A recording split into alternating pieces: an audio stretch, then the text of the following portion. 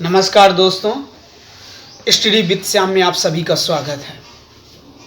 आज हम आपसे थोड़ा कुछ शेयर करना चाहेंगे अपनी ज़िंदगी के बारे में और लोगों के बारे में कि क्या, और जो हाई स्कूल के और इंटर के जो बच्चे हैं उनके लिए कुछ चीज़ें बताना चाहेंगे, क्योंकि उनको बोर्ड एग्ज़ाम है तो किस तरह उनको बोर्ड में प्रिपेयर होकर जाना चाहिए। अब आप समझ लीजिए, आपको जो पढ़ना था वो आप पढ़ चुके हैं, ठीक है। आपने जितना तैयारी होनी थी हो चुकी है, ठीक है। अब आपका जो बात बची है वो बची है मोटिवेशन की, ठीक है। वो बची है पॉजिटिव, कैसे पॉजिटिव रहा जाए। आपका जो एग्ज़ाम है, जैसे ही पास आएंगे आपकी धड़कनें तेज होना शुरू हो जाएंगी, ठीक है। और जब धड़कनें तेज होंगी तो आप जब हॉल में बैठेंगे तो वहाँ भी कुछ चीज़ें इसका असर दिखेगा। तो कैसे अपने आप को पॉजिटिव रखें और सकारात्मक सोच के साथ अपना एग्ज़ाम कैसे दिया जाए, इसके बारे में आपसे कुछ शेयर करना चाहूँगा। मैंने भी बहुत से एग्ज़ाम दिए हैं, बहुत से एग्ज़ाम में मैं क्वालिफाई किया हूँ। और आपको पता होगा, जैसे श्याम सर हैं, वो भी ओम सर, वो भी जितने भी सर हैं, सब लोग आपको कुछ ना कुछ बताया होगा, पढ़ाया होगा, ठीक है। तो उसी पे मैं सिर्फ बच्चों को मोटिवेशन के लिए आया हूँ। तो मैं आपको इससे पहले मैं एक कहानी आपको शेयर कर देना चाहता हूँ कि आपने देखा होगा, एक बार कृष्ण भगवान और उनके मित्र बलराम जंगल में निकल गए टहलने के लिए। जब जंगल में वो टहलने के लिए निकल गए तो टहलते टहलते शाम हो गई। अब जब शाम हो गई तो सूरज डूब गया। अब मन में विचार आया दोनों के कि अब क्या किया जाए भाई, अब तो बहुत देर हो गई है, चलते चलते तो फिर रात हो जाएगी। जंगल में कोई हमको कुछ भी हो सकता है, कोई जानवर हम पे अटैक कर सकता है। तो उनके पास फिर दो ऑप्शन बचते हैं। एक ऑप्शन ये बचता है कि या तो वो वहीं रुक जाएं या तो फिर वहां से चला जाए वापस। तो दोनों ने प्लान बनाया कि मैं यहीं रुक जाता हूं, ठीक है, क्योंकि थके भी हुए भी हैं और चलेंगे और थक जाएंगे और फिर रास्ते में पता नहीं चलते वक्त कुछ भी, अगर यहाँ रुक जाते हैं तो ज़्यादा फायदा। तो रुकने में उन्होंने ज़्यादा फायदा समझा। फिर मुझे लगा, फिर कृष्ण भगवान जब सो गए तो उन्होंने एक प्लान बनाया कि एक लोग सोएंगे और एक लोग जागेंगे।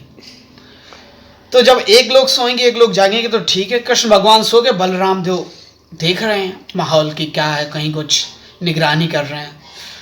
तो बलराम को बहुत दूर से कोई एक चीज दिखाई दी, छोटी हुई, चमकती हुई। अब उनके अंदर धड़कनें चालू हो गई, तेज डरना शुरू हो गया कि पता नहीं ये क्या चीज है यार। और वो जैसे ही उनके पास आ रही है वो चीज उतनी बड़ी होती चली जा रही है। जैसे ही वो चीज उनके पास आ रही है वो चीज और बड़ी हो रही है, बड़ा आकार ले रही है। कृष्ण और बलराम डर रहे हैं और कृष्ण भगवान सो रहे हैं, बंसी वाले वो सो रहे हैं मस्त। और बलराम, और वो चीज अचानक इतने पास आ जाती है कि बलराम एकदम भड़बड़ा के गिर जाते हैं नीचे। और वो जब गिर जाते हैं तो फिर जब सुबह होती है तो दोनों लोग उठते हैं और थोड़ा अपने हाथ पैर पोंछते हैं और उठते हैं और फिर देखते हैं आसपास का माहौल। और फिर वो कृष्ण भगवान कहते हैं कि हाँ, रात में आप आवाज क्यों कर रहे थे, क्या हुआ था? तो बलराम बोले, अरे वो पता नहीं कोई एक बहुत बड़ी चीज आई और इतना मैं डर गया और नीचे गिर गया। कि अच्छा? और उन्होंने फिर वही चीज ऐसे जेब से निकाली और दिखाई कि ये तो नहीं थी। कहे हाँ हाँ हाँ यही थी। कहे ये रात में बहुत बड़ी थी, अब तो बहुत छोटी है। तो इस कहानी का तात्पर्य मेरा बेटा ये है कि आप जिस चीज को जितना डरेंगे वो चीज उतनी भारी हो जाएगी आपके लिए। अगर आप डर गए एग्जाम से तो फिर आपका एग्जाम इतना भारी हो जाएगा कि ये 6 पेपर आपको 600 सब्जेक्ट के बराबर लगेंगे। तो पहली चीज डरना नहीं है, ठीक है, चाहे कितनी बड़ी भी। आप समझिए जो सामने चीज है बहुत छोटी है और इसको हम पकड़ के ऐसे जेब में डाल लेंगे, जैसे कृष्ण भगवान डाल लिए थे, ठीक है। तो तुम्हें कृष्ण भगवान की तरह काम करना है। तो बच्चों, इस कहानी का तात्पर्य आप समझ गए होंगे। और एग्जाम आपका हाई स्कूल वालों का तो पहली बार है, इंटर वाले तो दूसरी बार हैं, तो उनको थोड़ा बहुत फायदा भी मिलेगा। और दूसरी बात, ये सब आते रहते हैं, एग्जाम से डरने की ज़रूरत नहीं है। अगर एग्जाम में आपको लगता है कि मैं फेल भी हो जाऊंगा, एग्जाम में फेल हो सकते हो, जिंदगी में नहीं। याद रखना, एग्जाम में फेल हो सकते हो, लोग जिंदगी में फेल थोड़ा ना हो जाते हैं, है कि नहीं। तो उसी पे मैं एक कविता सुनाना चाहूँगा, आप समझ लीजिए। छोटी सी लाइन है कि अभी जिंदगी की असली उड़ान बाकी है, अभी जिंदगी की असली उड़ान बाकी है, अभी जिंदगी में कई इम्तिहान बाकी हैं। अभी तो नापी है ज़मीन हमने, अभी तो नापी है ज़मीन हमने, अभी तो पूरा आसमान बाकी है। ठीक है, तो ये एग्ज़ाम आते रहेंगे, डरने की कोई ज़रूरत नहीं है। ठीक है, अभी जब तुम धरती का चक्कर लगाओगे और पढ़ोगे लिखोगे, पास होते चले जाओगे। ठीक है, तो बच्चों, ये हमारा मोटिवेशन था। दूसरी बात, अगर किसी के कोई सवाल से कोई क्वेश्चन क्वेरी करना हो तो कमेंट करके इसमें बता दीजिएगा। और साथ ही साथ आप लोगों को बता दें कि सेंटर में आप एक दिन पहले अपना देख आइएगा। उससे क्या होता है, हमारा हेजिटेशन कम हो जाता है। सेंटर में एक दिन पहले चले गए आप, क्या दिक्कत है, बाइक से या इससे क्या होता है कि आप वहाँ पहुँचने के बाद और वहाँ पे वो जो सिस्टम होता है आपका पूरा नज़र में आ जाएगा। तो एक जब अगले दिन आप सुबह पहुँचेंगे, आपके अंदर से एक डर खत्म होगा।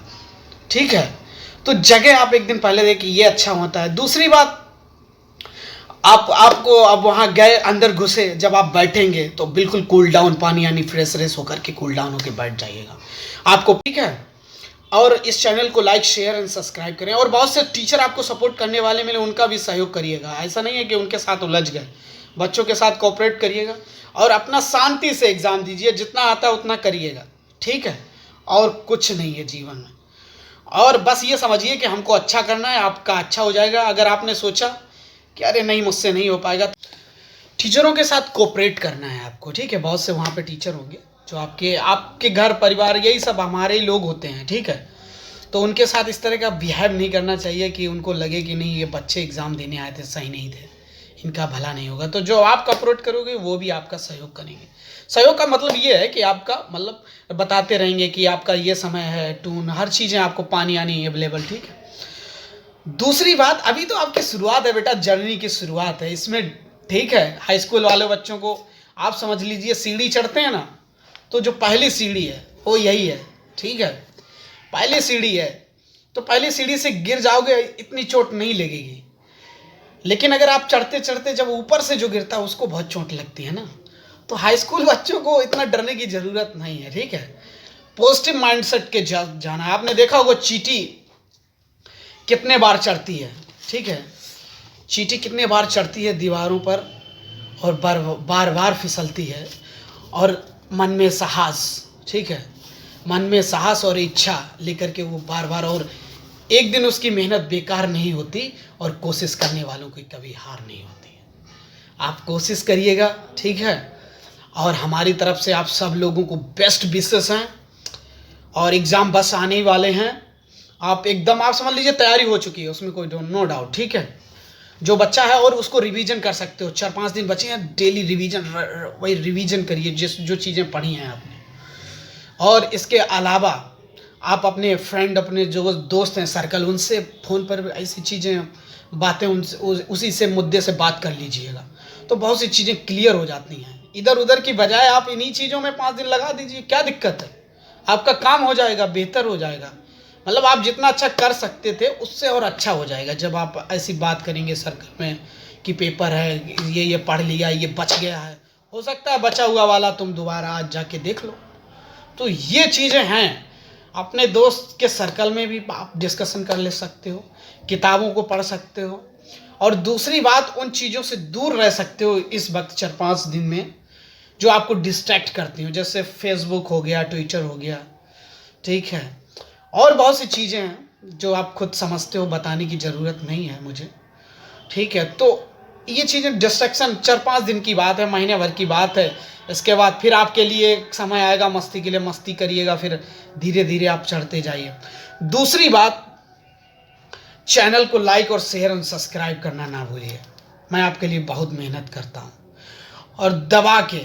ठीक है, और वो कहते हैं कि बड़ा मुश्किल है उस शख्स को गिराना जिन्हें मुश्किलों ने चलना सिखाया हो।